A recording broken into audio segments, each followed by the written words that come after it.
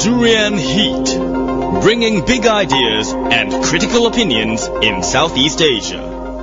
Hey, this is Arlene, and of course you are with Durian ASEAN, and with me is Yeoh. Right? Did I pronounce Yeoh? You are the one heading FrogAsia. Tell us more about your background as well as how this idea of FrogAsia conceived. Well, FrogAsia, we are an education technology company, and we're here to transform education in Malaysia. So about 3.5 years ago, the Ministry of Education put out a tender to equip all schools with internet and a learning platform. And YTL Communications won this tender, and the learning platform that is in all schools now is Frog, which we as FrogAsia provide, and the internet connectivity is Yes4G mobile internet. So all schools are now 10,000 schools across the country, which is a population of 10 million teachers, parents and students have access to Frog as a learning platform. Earlier off air you said that the idea was conceived from the UK? So Frog is a platform that is from the UK. It's the leading learning platform in the UK with over 15 years of experience. So it's been used by majority of the schools? Yes, most of the secondary schools and primary schools in the UK use Frog as the platform of choice. So and then the reason for it is because it's really easy to use. You don't need any IT background to be able to use it. It's a very simple tool. It's kind of like a school intranet system for schools. So what you can do is create lessons very simply by just dragging and dropping a widget, so you don't have to code anything. So everything is online? Yeah, everything is online. Everything is very simple. Teachers can send assignments, and then there's auto marking for homework. They can do calendaring, so invite people for events, a notice board so parents know what's happening in schools, and booking of, say, the school hall or the projector can be done online. So everything is seamless in one platform. Sounds like social media but for education. Yeah, I suppose it is. It's just for school, so it's safe. Yeah. So, and you also have like somehow it's similar to Facebook, where students can really chat with teachers and with friends as well? Well, yes, so students can comment. If teachers put a wall widget in their lessons, students can comment.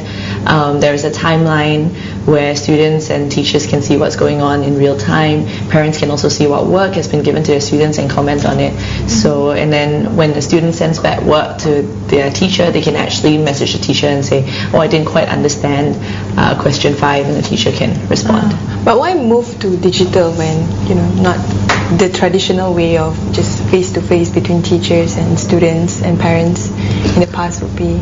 So I think, two things. One, the world is moving in such a fast pace. What you do outside of school involves technology. So your phones, your computers, no one can live without a mobile phone anymore. And technology is moving at such a pace that if students nowadays don't get exposed to it in schools, they're going to be very disadvantaged globally when they leave school. But secondly, that I don't think it's as scary as it sounds. So it's not about replacing all the books in front of your table and just replacing them with laptops, because what would be the point? It's exactly the same thing except consuming more energy. And so I think it's about a blended learning approach. How do you use technology in the classrooms to, one, engage students further? Students nowadays have shorter attention spans, but I think also that there are other ways in which concepts can be explained. So for example, the way the heart beats, you don't actually have to read it in a textbook anymore, because you can watch a video and it probably explains it a lot better. So it engages students in a better way. But I think group work as well. Teachers can then assign work to different kids, and they can be working together collaboratively over a computer and then presenting. There's a lot of information available online. It allows them to actually use their critical thinking skills to a certain degree instead of just reading straight off a textbook. So I think there are a lot of advantages to it, because technology becomes a tool to make learning better and not replaces learning, I suppose. So it's in a way you're trying to break the current system, but in a more subtle way through technology. Yeah, well, I don't think it's breaking. I think it's enhancing. Enhancing. Okay, let's talk about the partnership with University of Oxford and St. Anne's College. Yeah. So next week, actually, we're working with the University of Oxford. 17 professors are coming, and basically the University of Oxford is made out of 38 different colleges, and St. Anne's is one of those colleges, and St. Anne's is sending 17 professors of 7 different subjects to come to Malaysia to run 2 events. So one is a summer school for 175 students, and a public event called the Leaps of Knowledge Conference with St. Anne's College, Oxford, and that's a one-day event that will give a snapshot to life at Oxford and the application process and what you can expect. So it's just a huge privilege to be able to work with one of the top institutions in the world to bring quality learning to Malaysia, and I think that is our vision. But the value and significance of this partnership, how would it benefit Malaysia or Malaysian students in particular? Well, I think access to quality learning is absolutely important, and University of Oxford is the top university in the world, or one of the top universities in the world. And so having the top professors from there come to Malaysia to teach Malaysian students, this is an opportunity of a lifetime. Summer schools are normally run in Oxford, and you would actually have to apply and go there, and again, the application process is stringent. So this is just an opportunity to bring the top minds to our doorsteps, and I think it's an opportunity for students to hear what it's like to be part of a top institution. So when you say Malaysian student, any particular group of Malaysian students you are targeting for this for the Oxford? Yeah, so we have 2 events that are happening. The first event is a summer school for 175 students. This summer school is actually an exclusive event.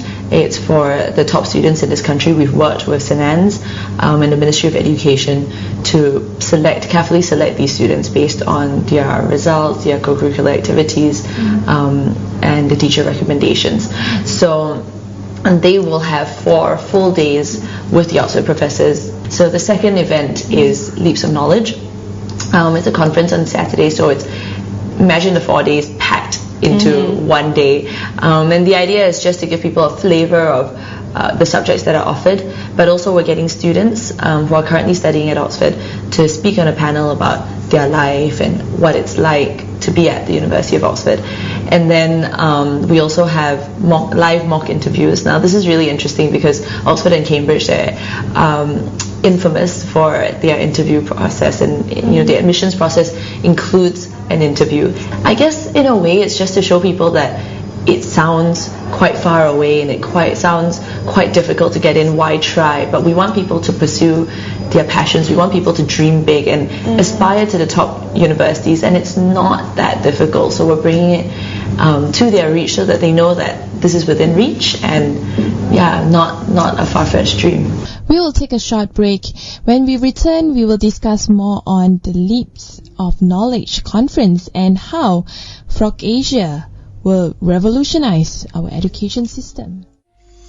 The Durian Heat, bringing big ideas and critical opinions in Southeast Asia. Tell us more about the Leap of Knowledge, because last year you also had it before. How was it? So Leaps of Knowledge is actually a series of events and conferences that FrogAsia holds, and the whole vision of that is to bring people to the Malaysian stage to inspire, equip and empower teachers, students and parents to dream big and do more, and not be afraid of technology or using what is in their hands to make a difference. So 2 years ago we brought Nick Wojcik, the man with no arms and no legs, and he talked about dreaming big, and if I can do it with no hands and no legs, what else can you do? We also had Julia Immonen, who rode across the Atlantic. She's a world record holder for being one of the fastest the fastest women team to row across the Atlantic Ocean. And she spoke about, I'm an ordinary girl just with a dream, and I used what was in my hands, and I basically managed to row the Atlantic. So students, what can you do? So we have a range of these kind of inspirational talks, but then also we've run 2 conferences for teachers and parents at the end of the year, every year, and the next one is coming up on the 31st of October. And the whole idea here is to bring educationalists, teachers, people in the education field, education technology field, to talk about what they've done. So we had TED Prize winner Sugata Mitra talk about his school in the cloud project. Last year we had Dr. Alice Wilder, and she is an education psychologist. She uses Blue's Clues, if you've heard of the cartoon. She created that, and so she's the one. Yeah, she's the one who created that. So she talked about how just engaging kids with learning on the screen, and how do you, when you use technology or TV in that case to engage students, how do you then get them to go and do it? Because a lot of the time people talk about, if you're going to be stuck to a computer screen, you're only ever stuck to the computer screen, and the learning just happens there, and then you don't know if they're actually learning. But actually the whole idea is to engage them with a concept and then go and do. And so I guess we have an audience of parents and teachers who we want to inspire and encourage to continue to adopt technology in the classroom, to talk about the fact that we know it's not always so easy, but it's worth it, and to inspire them to dream big and see what a difference they can make to their kids if they did adopt it in their classrooms. The conversation among students in Malaysia after attending the Leaps of Knowledge, have they changed their mind about how education can actually benefit them, rather than the typical conversation among students is like, I want to graduate faster because it's exam oriented and it's a lot of work. Yeah, so last year after Julia gave her talk on rowing across the Atlantic and what can you do with what is in your hands, we ran a project with schools called Leaps for Freedom, and the idea was any for freedom project that you can come up with. So students, I think we had maybe 40 schools who participated in this, and they came up with different ideas, and they're all across the country. So some students came up with the idea of a free market. So how do we get all the kids in school to bring stuff that then we can invite an orphanage to come and pick out whatever they want from this market. So it's literally a free market. It's literally a free market instead of like a flea market, but you don't have to pay. Another school thought about the fact that actually they have autistic kids in their school, and so they've learned what they would need in order to do a sports day, because they have separate, they can't join them on sports day because they need different types of materials in the games that they play. So they actually did a sports day for their kids, for the kids that are autistic in their school. And some people went to teach in orphanage, and so there are many different ideas that sparked out of it. And I think students are creative. There's so much that you want to do. It's just having the confidence and being inspired to say, I'm going to go for it. And I think it works. And it's important. So on the other hand, a lot of countries are looking up to world's best education system in, of course, England, Finland, and other Scandinavian countries, which emphasize less on exams and more towards how teachers can, enhance the students' learning ability. But what's your take on this? Do you think teachers play the greatest role in education, or do you think that we should do away with exam at all? I think that teachers are really important. They are so important because they're there to help develop the child and facilitate the learning of a child. And so teachers are very, very important. And at FrogAsia, we really love supporting teachers in what they do. We know that it's not easy to adopt technology in their classrooms, and so we work with them, understand where they're coming from, and help them to see how technology can make a difference in their classrooms. But going back to exams, I think that's a very valid question. A lot of people talk about the fact that exams, if it's all about exams, students start studying just for the exams, or teachers start teaching just for the exams, and they miss out on the point, which is the learning, and it can be very, very stressful. But I think on the other hand, to be able to know where you are at to be able to track progress, you do need exams. You need a standardized way of assessing where people are at. Otherwise, you don't really know what the quality is or what the level is. So I think it's a balance of making sure that you test students, but you don't run away from the fact that you need to learn and you need to be engaged in the learning. And I think that's where technology comes into play, because with technology, teachers can then tailor their classes to their students. So there are typically 3 types of students: auditory, visual, or kinesthetic, and they learn differently. So visual people, it's more about what they see, auditory is more about what they hear, and kinesthetic is making stuff and doing stuff. So by understanding the different learning profiles of students, you can actually give them different types of challenges in games or videos or audiobooks or text to just engage them to learn a concept. And with technology in the picture, you can even track progress while you're playing the game or while they're answering a question online.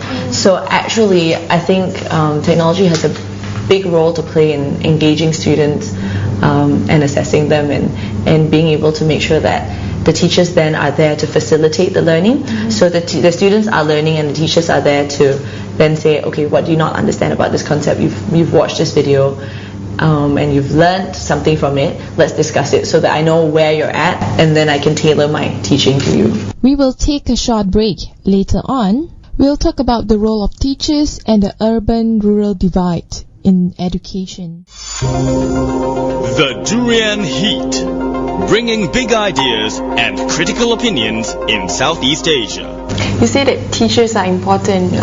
Does FrogAsia tailor any trainings or any particular activity for teachers? Yeah, so we work with teachers a lot. We love to celebrate teachers. Teachers Day was just on the 16th of May, and we did a Teachers Awards, and we've been doing that for a few years. And the whole idea is to celebrate teachers who are making such a difference in schools. And the great thing is to know that we had thousands of nominations for teachers who Most Inspiring Teacher, Best Frog Advocate, and the Most Innovative Teacher. So many nominations came in, and so we know that there are really good teachers out there. It was not just, they didn't just self-nominate themselves, the students nominated them, other teachers nominated them, and we encourage that. We also run lots of workshops and sessions and conferences for teachers to be able to gather teachers together and spark the conversation amongst teachers about how they can help each other, because I guess we're just here to facilitate the learning. And we aren't teachers. Teachers are teachers and they know what they do best, but we create space and environment for teachers to be able to talk about how they've best implemented technology in their classroom and how they can help other teachers do that. And that when teachers hear from teachers, it's not that scary, and when they hear the results, it's not just about what you do but what the impact is on their students. And when they hear it from each other, they get inspired. So there's a lot of teacher groups that have started organically, and I think that's really exciting. About students, this is access to education. In Malaysia, one of the biggest challenge is socio-economic challenge. So you have rural students and urban kids, and of course the urban students, they have easier access to better quality education.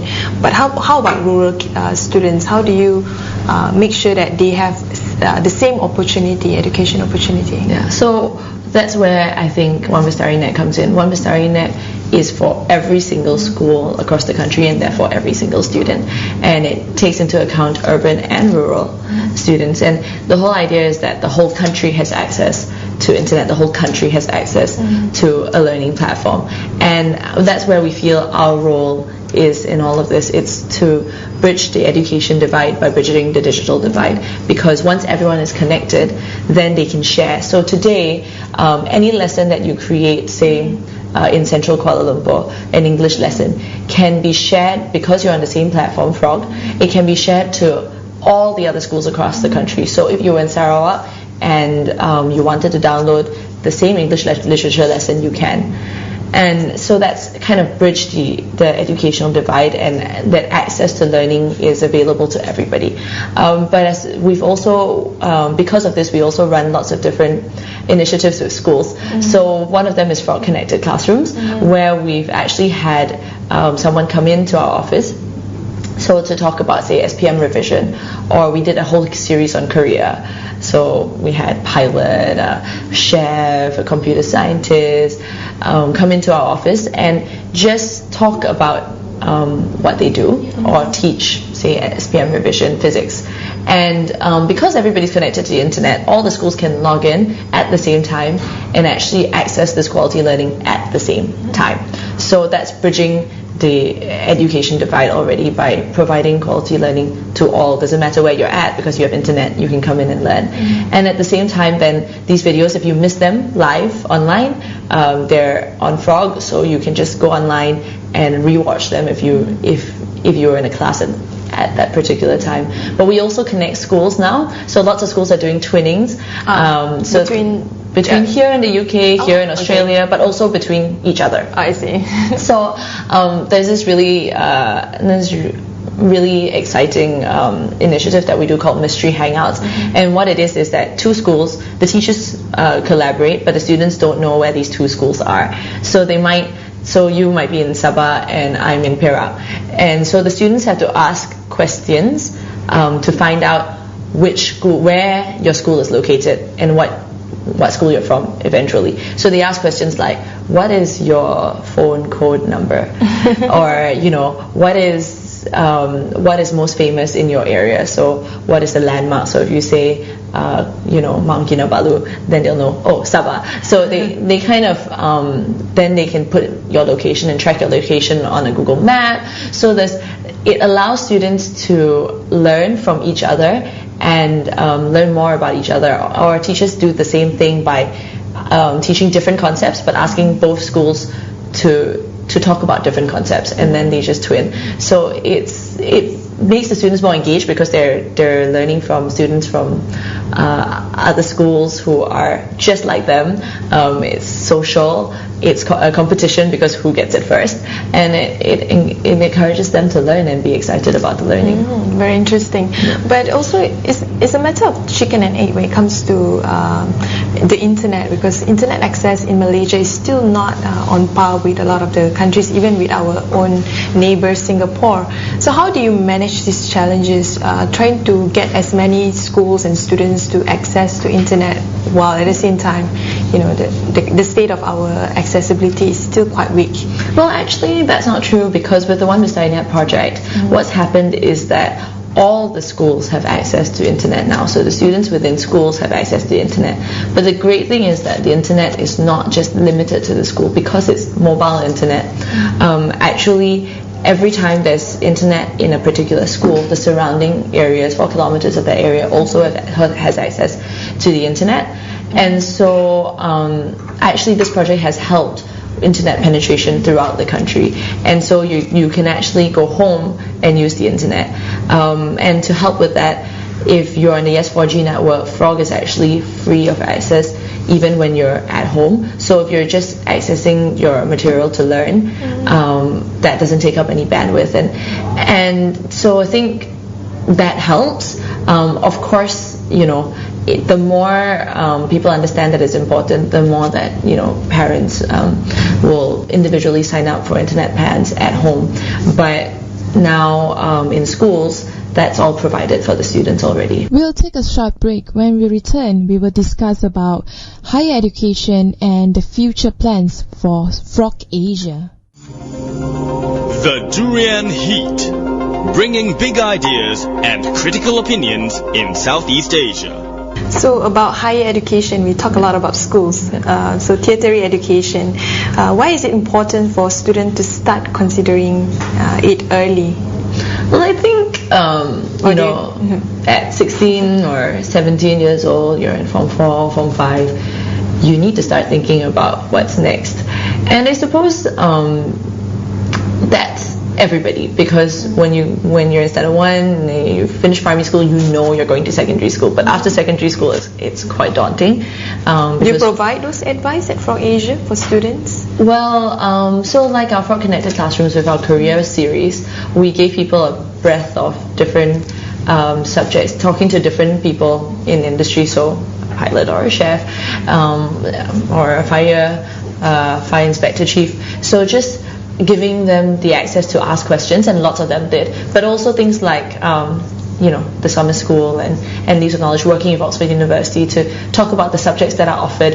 It gives people an understanding of what's next and what could be possible. And I think with that, it allows you to plan better, because if you start thinking earlier, I mean, there's two things. One, you might not know, and you might not actually have an inkling. You don't know what you really like.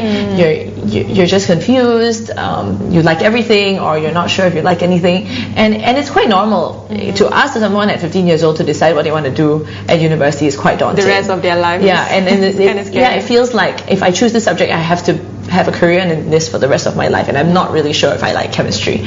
On the other hand, there are people who are like, yes, I want to be a doctor, I want to save lives, I know exactly what I want to do.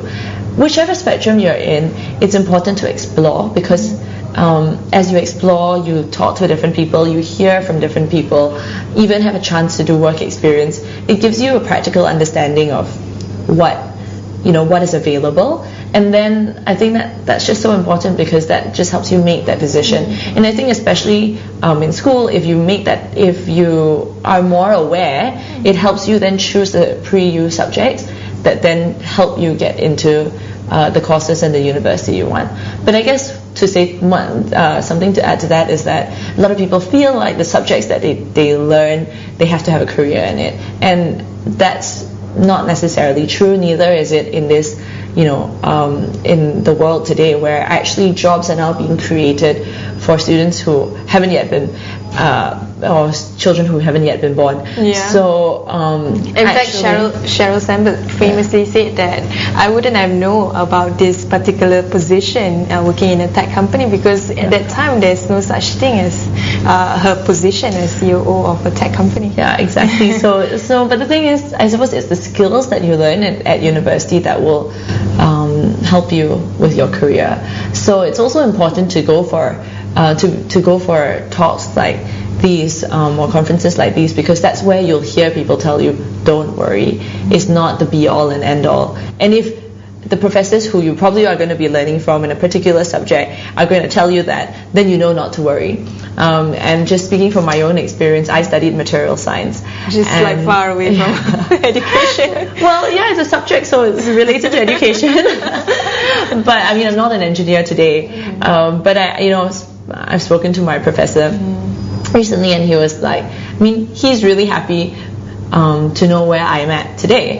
And he's really passionate about the subject, and he's an expert in it. But he's excited about the possibility that I can make a difference in the world, or I can do something different. So I think to know that the people who teach you don't actually expect you to stay in the field gives you a lot of confidence as well, that they know that they're teaching you for something greater, and it's not, you're not stuck, because a lot of the time you just feel like if I make a choice now, especially in a world where there's a lot of choices, you will be stuck. That's true. And that's not true. That's not true at all. So talking about FrogAsia, now currently you're partnering with Oxford University, but what about your plan 5 years down the road? Well, I suppose FrogAsia, we are very much part of the National Education Blueprint, because One Bestari Net is part of Shift 7 of the National Education Blueprint, which is to leverage ICT to scale up quality learning. And we're here in Malaysia to help transform education in this country, and we're going to be around to do that. So to us, like I said, teachers are important. We're here to support teachers, not just talk about, you need to have technology in your classroom, but how do you implement that? What are the pedagogies that are required? If you only have 5 devices in your class, how can you leverage access to technology? If you're in a rural area versus an urban area, how can we pair you up to learn from each other? Because there's so much you can learn. The urban school can learn from the rural school as well. Location is no longer a barrier with technology, and you can learn so much from each other. We're here to facilitate that. Conferences, events like this, partnerships with people like the University of Oxford or institutions like the University of Oxford, and other institutions, other partners who want to provide content or quality learning basically to students. We're here to, and teachers, we're here to partner with them to bring that to life. What about the National Education Blueprint? Are you going to further strengthen it for the next 5 years? So the National Education Blueprint is a 13-year plan, and it goes across 11 different shifts. One we're starting at as the 7th shift actually is quite an important pillar, because it says scale up quality learning throughout the country. So as shift 2 is about enhancing the use of Malay and English in the classrooms, we support that as well by having as many talks in both languages, but also encouraging the use of English. When you use technology, you really do need to use English. Having English programs that, we work with teachers, and teacher development is a critical area in the National Education Blueprint.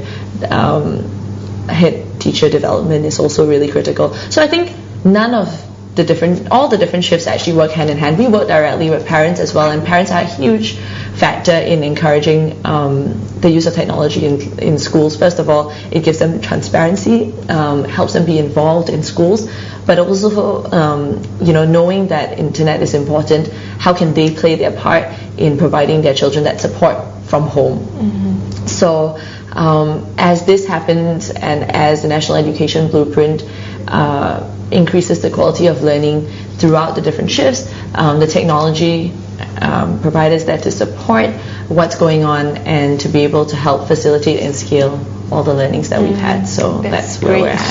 Thank you very much.